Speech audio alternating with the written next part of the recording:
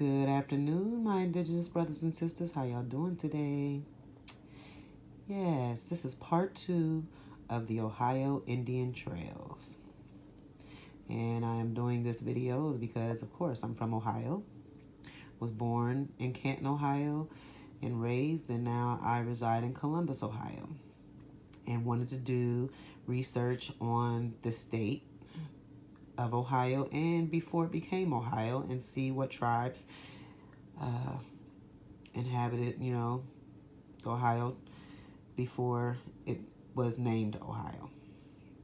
So, also, before we get started with this video, this is a picture of my father. This is a picture of my dad. We took this picture around Christmas when I was about 13, 14 years old. And this is my dad.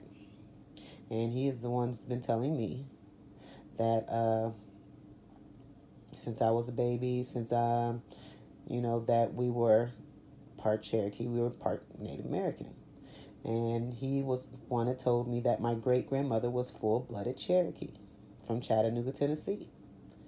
So this is how we learn where we're from, where we come from, is by the elders. That's it. That's the way that's the ancient way they used to, tell where your lineage was from, is because of the elders, the stories that the elders told, not by DNA. So this is my dad, and also my grandmother and my grandfather had 11 children, which is a tribe. 11 children altogether. And my dad was one of the, he was a middle child. And throughout Canton, everybody that knows my dad always called him Chico. They always called him Chico because they always noticed his beautiful hair. And my dad has always worn his hair like this, always. I think he might have cut it twice in his life. But my dad has always wore the ponytail or the long hair. His hair was his signature. That was him, He had the beautiful hair, and then people say I also get my hair texture from my father. So here he is. And like I said, I don't think there's no African features there. I think my dad, of course, is full-blood Native American. Now, he might be partially, he would be considered Cherokee. That's right, because his mother is part of the Cherokee tribe. If his great-grandmother was full-blooded Cherokee, that means his mother was half and she was part of another tribe. If you think about it, people couldn't marry within their tribes. Most tribes would not marry within their tribes. You had to marry someone from another tribe. So you could be technically made up of 6 different tribes, you might be a part of a few different tribes. But one thing is for certain, is that you are 100% indigenous to this land. That's the number one fact. You are 100% indigenous to this land. Okay? So there's my dad. There you go. All right. So, and also I wanted to mention this book that I just came across called The Red Man's Continent, a chronicle of Aboriginal America by Ellsworth Huntington. And the thing I always say, this book, I'm not even through half of it, but the way it started out, it just told the truth. A lot of people make videos and they make comments and everything, and they say, oh, Native Americans weren't dark skinned, Native Americans weren't black, you know what I'm saying? Native Americans were red skinned, or, they say the copper color, which I do believe the copper color, of course. But what I also believe is that there were tribes that were as dark skinned as Africans, but they weren't African.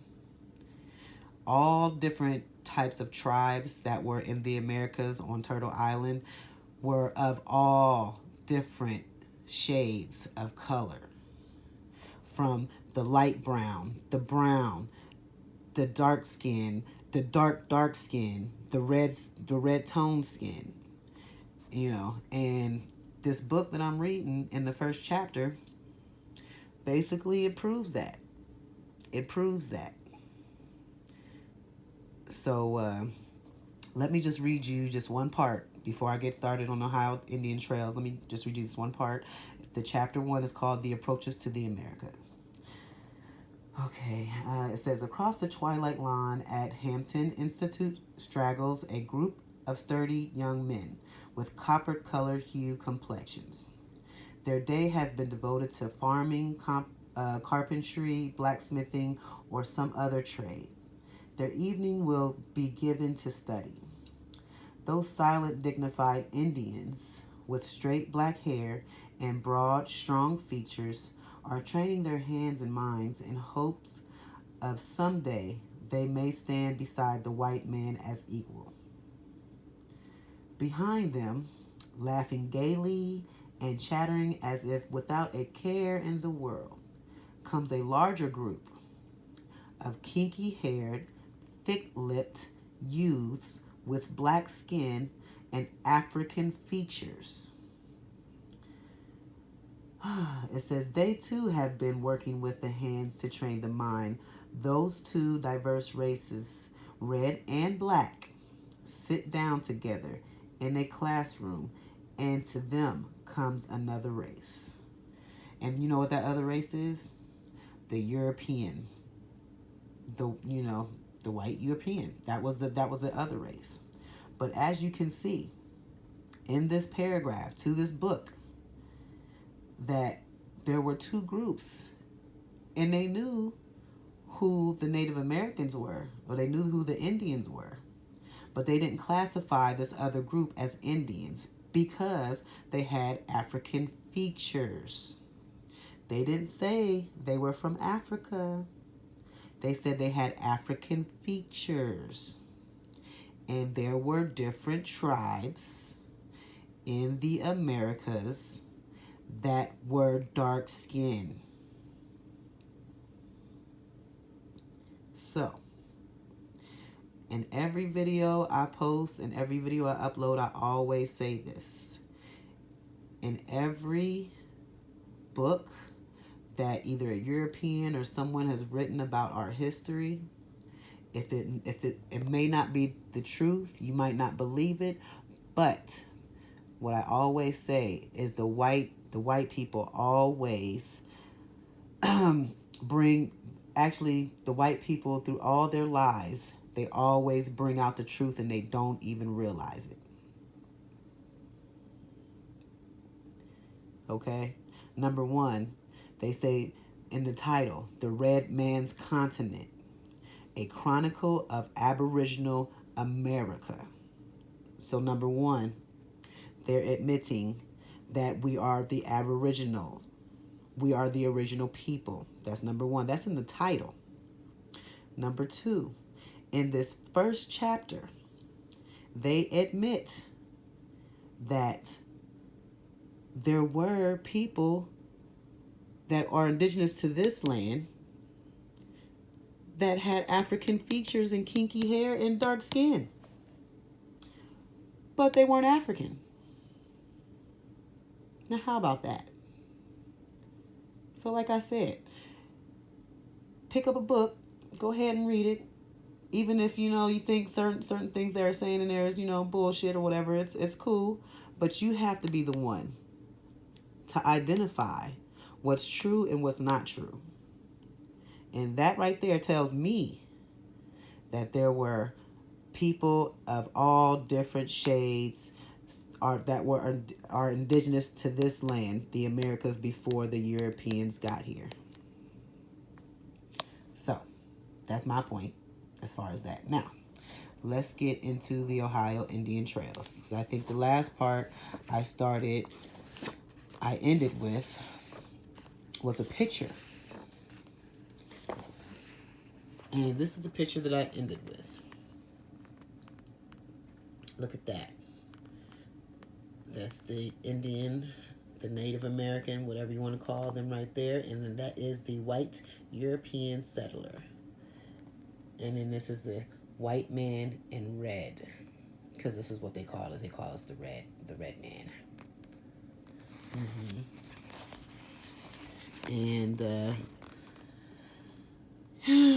like I said, this is a pretty big book, but this book also tells you that this was all Indian territory before it became Ohio. This was the map of Ohio, the Indian trails and towns, circa 1776. So this is what they're saying, this was before it became Ohio. And look at that. You see all the different tribes and the different trails and the different names. Mingo Town, Shawnee. And then a lot of these places are still named, still have their original name. Like Tuscarawas still has its original name because that's the main street in Canton that runs through Canton, Ohio. What else? Delaware. Delaware, Ohio. They still have their name. Chillicothe, Ohio. They still have their name. Piqua. All these counties and all these, these trails and everything still have their names today. And this is the modern day map of Ohio today.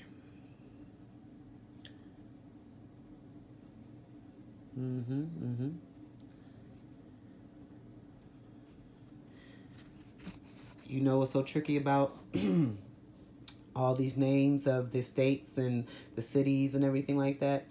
Most of them are named after Native Americans. Wyoming is a Native American state. That's a Native American name. Phoenix, Arizona is Native American. California is Native American. Kentucky is Native American. Ohio is Native American. Pennsylvania, all those states that are named are basically Native American names. It's like a slap in the face. Like, we took your land, you know what I'm saying, and they think they're doing us a favor by, you know what I'm saying, keeping the names of certain places, But no, we're just enslaved on the place. We're basically enslaved and live by, the European rules in a place that was never theirs in the first place. So, just to make that point. Just a few. Let's see. Pictures. This is a picture where they're saying Johnny Appleseed refuses to intrude upon a sleeping bear. They just show a lot of... Now, these are pictures of to which this is his account of what he's, seen on his journey through Ohio. And, you just see the mass chaos, and these are not like just one tribes. All these pictures are of different tribes in different parts of Ohio.